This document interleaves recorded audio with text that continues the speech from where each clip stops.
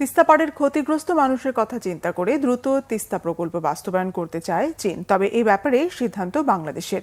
ঢাকায় দেশটির রাষ্ট্রদূত ইয়া ওয়েন জানান, চীন প্রস্তাব দিলেও গত 2 বছর বাংলাদেশের পক্ষ থেকে কোনো জবাব পাওয়া যায়নি। বাংলাদেশের অভ্যন্তরে যে পরিবর্তনই হোক, চীনের সহায়তা অব্যাহত থাকবে বলে তিনি জানিয়েছেন। আরও জানান, দ্বিপক্ষীয় আলাপ আলোচনার ভিত্তিতে ভারতের সাথে সম্পর্কের বিষয়টি ঠিক করবে বাংলাদেশ। এ ব্যাপারে চীনের কোনো মন্তব্য নেই। রিপোর্ট করছেন ইমরুল কায়েস। গ্রীষ্মে শুকিয়ে যাওয়া ও বর্ষা মৌসুমে বন্যার কারণে তিস্তা পাড়ের বিস্তীর্ণ অঞ্চলের মানুষ ব্যাপকভাবে ক্ষতিগ্রস্ত হচ্ছে। সমস্যা কাটিয়ে উঠতে তিস্তা প্রকল্প বাস্তবায়নে এগিয়ে আসে চীন। প্রকল্পের উপযোগিতা নিয়ে মূল্যায়নের কাজও সম্পন্ন করে দেশটি।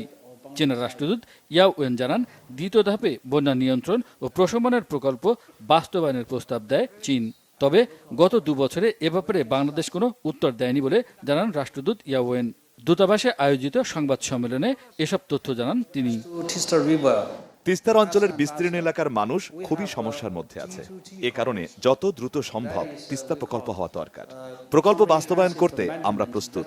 প্রথম ধাপে আমরা প্রকল্পের মূল্যায়ন কাজ সম্পাদন করেছি। দ্বিতীয় ধাপে বন্যা নিয়ন্ত্রণ ও প্রশমন প্রকল্পের জন্য আমরা প্রস্তাব দিয়েছি, কিন্তু গত 2 বছরে এর কোনো জবাব পাইনি। বাংলাদেশ নিজে করুক কিংবা অন্যকে দিয়ে করাক, প্রকল্পটি দ্রুত হওয়া দরকার। প্রকল্প কিভাবে হবে সে ব্যাপারে সিদ্ধান্ত নেয়ার সম্পূর্ণ এখতিয়ার বাংলাদেশের।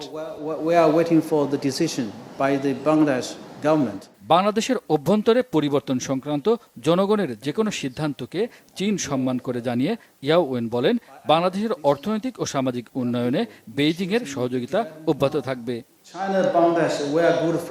বাংলাদেশের যে পরিবর্তনই হোক, চীনের সহায়তা অব্যাহত থাকবে। সম্পর্ক একই থাকবে। পরিবর্তনের বিষয়ে আমরা বাংলাদেশের মানুষের সিদ্ধান্তকে সম্মান করি। বাংলাদেশের আভ্যন্তরীণ বিষয়ে চীন কথা বলতে চায় না। বাংলাদেশের স্বাধীনতা, সার্বভৌমত্বকে চীন সম্মান করে। দ্বিপক্ষীয় আলোচনার ভিত্তিতে বাংলাদেশ ভারতের সাথে সম্পর্ক ঠিক করবে। এ ব্যাপারে চীনের কোনো মন্তব্য নেই। রাষ্ট্রদূত জানান, বাংলাদেশের রাজনৈতিক সংস্কার অভ্যন্তরীণ বিষয়। রাজনৈতিক দলগুলো ঐক্যমতের ভিত্তিতে তা করবে। চীন বাংলাদেশের শান্তি, নিরাপত্তা ও স্থিতিশীলতা দেখতে চায় বলে জানান ইয়াও ওয়েন। ইমরুল কায়েস, বাংলাভিশন, ঢাকা।